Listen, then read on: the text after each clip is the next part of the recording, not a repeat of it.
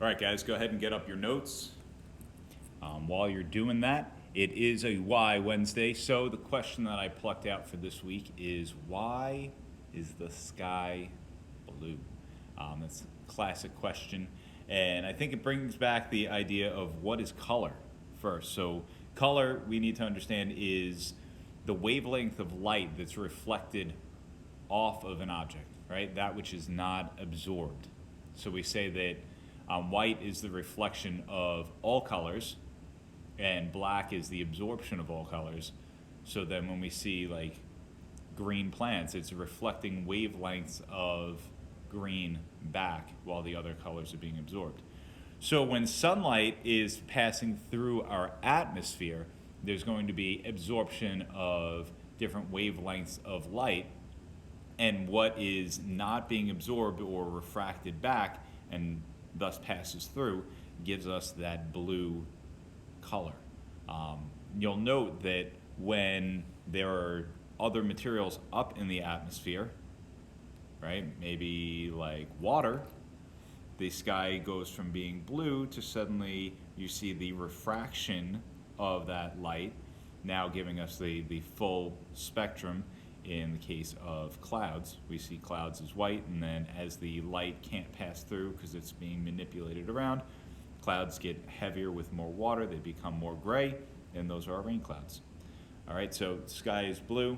Great question, and I look forward to next week's Why Wednesday. All right, so you guys had a second to pull up your notes. Cartographers, we said yesterday, made maps, and they do this using simple projections. So we talked about the Mercator projection, right? And we said that's like having a cylinder around, really good for the equator. Want to emphasize that again, really good for the equator. Then we talked about the conic projection, and that was like the party hat. That's really good for the mid-latitudes. And if you notice in this drawing, or in this image, the United States is a mid-latitude continent, or on a mid-latitude continent. So this would be the best one for mapping the United States. Then, the gnomic projection. The gnomic projection is like taking a flat piece of paper and laying it on the surface. It's good for a single point, but as you move away from that center, you're going to get a lot of what we call distortion. So that's just a recap on what we did yesterday. Tonight's homework is going to be the end of section questions from chapter 1.2. Now, just on a side note, one of my classes didn't have the textbook dropped into their Schoology, so I made sure that everybody has the chapter 1 textbook, or chapter 1 from the textbook. So if you weren't able to finish your vocab last night, it's okay. That's on me, and please use the chapter to finish those few vocab words up. So no penalty right now, but please get those done. You will need to use the text to be able to answer all the questions tonight. Just like the last time we did the questions, be open to this new type of questioning, and I think you guys within a month are going to be cruising through it. All right, so on to my favorite type of map, a topographic map. All right, topographic map is that two-dimensional representation of Earth's surface, but gives us a three-dimension using this thing called a contour line. Now, if you look down at this particular map, you can see where the projection is coming from. Right down there's a volcano or some type of seamount. Right? So when you want to be able to relay that information on a flat piece of paper, you need to use something to show that change in elevation. And that's what these contour lines are doing. So you look down there at sea level, it would be 0 meters, and then it goes 500, 1,000, 1,500. Notice there's a nice clean interval though, right? 500, 1,000, 1,500. We're going up by an interval of 500 meters. So when we look at the next slide, remember, or the next two slides, remember contour lines and interval. So here we go. Contour lines. Lines that connect points of equal elevation. I would highlight that. Connect points of equal elevation on topographic maps. Right? Contour lines are specific to topographic maps. Right? I can show you a weather map with lines. They're not going to be contour lines. They're going to be ISO lines. There are different types of lines for different types of maps. Topographic maps, contour lines. And then I said the contour interval is that set value in between each contour line. If I'm going to go through and I'm going to look, I want something that's even. So if you're a musician,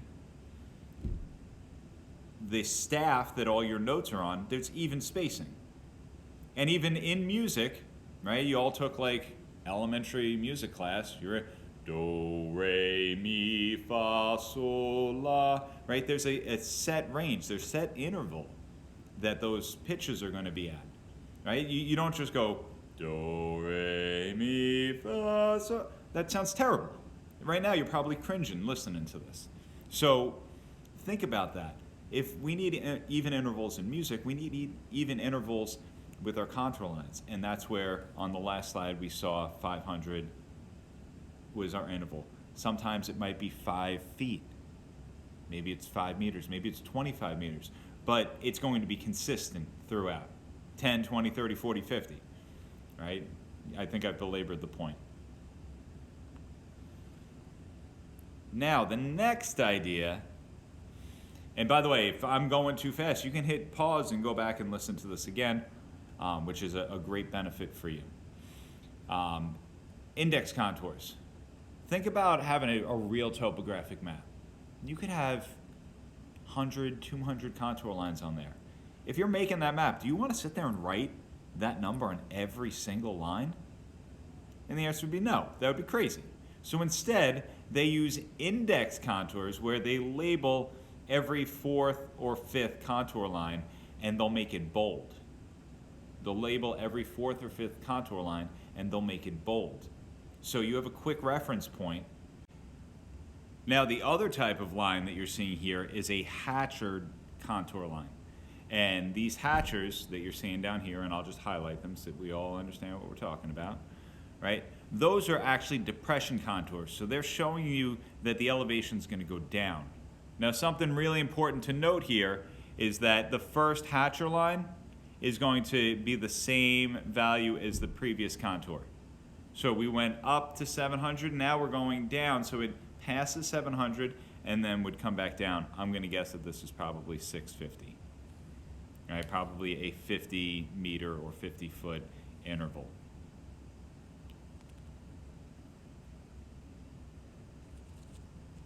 Now, on to geologic maps. Right, what type of rocks do we have underneath? This would be really important if you want to go and build. Right, take New York City. New York City is built on Manhattan schist. The Bronx is built on the Fordham gneiss, right? These are both metamorphic rocks that are really, really hard and strong. So they're able to build these big skyscrapers that have strong anchoring in the bedrock below. Right? We can't build huge skyscrapers out on Long Island because the soil will not support it. Right? So understanding geologic maps, this is going to show the distribution and arrangement of rocks below and will help you to understand the soil. So the soil, when it's built in place, we call that a residual soil. That is made from the bedrock below. And that's really important because there are areas that maybe you want to plant some crops. You're going to want to know what the composition of the soil is, how much potassium, how much salt might be there, right? A lot of different things can play in there.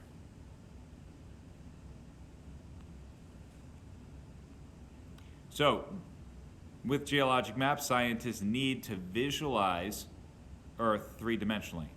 And this is pretty cool because using some monitors and measurements, you can actually enter data points and create Earth's surface, and then you can actually continue to monitor Earth's surface. So if I put a whole bunch of sensors around a volcano, right? Let's say every kilometer around in various rings, I could actually detect if there's any swell in the volcano. Is magma building up in there and maybe there's going to be an eruption?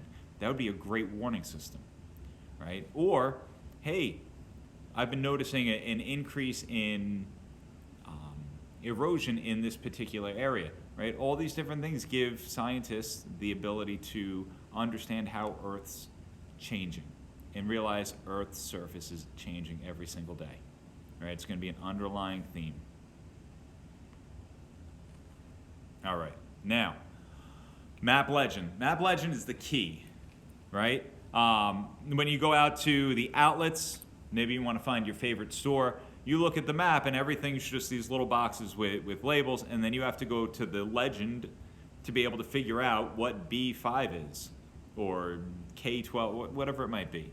So on a map, it's no different. There are various lines and symbols, and you need something to tell you what those things mean. So the ones that jump off to me would be the school and church at the bottom, right? School will usually have a little flag, and a church will usually have a cross, right? Airport, oh gee, there's a plane. Okay, but then simple things, water, usually going to be represented by blue, vegetation, represented by green, and you might want to just make little notes on your slides right now of these things that I'm saying, right? Vegetation, green, water, blue. Man-made things like railroad tracks or buildings are black. And your contour lines will always be brown. Always be brown. Then we get to this thing called map scale. And map scale, for some, can be a little challenging because a map is a representation of Earth's surface, right? But it's not a one-to-one, right? 1 foot on the map is not 1 foot in reality. Instead, they have to scale that.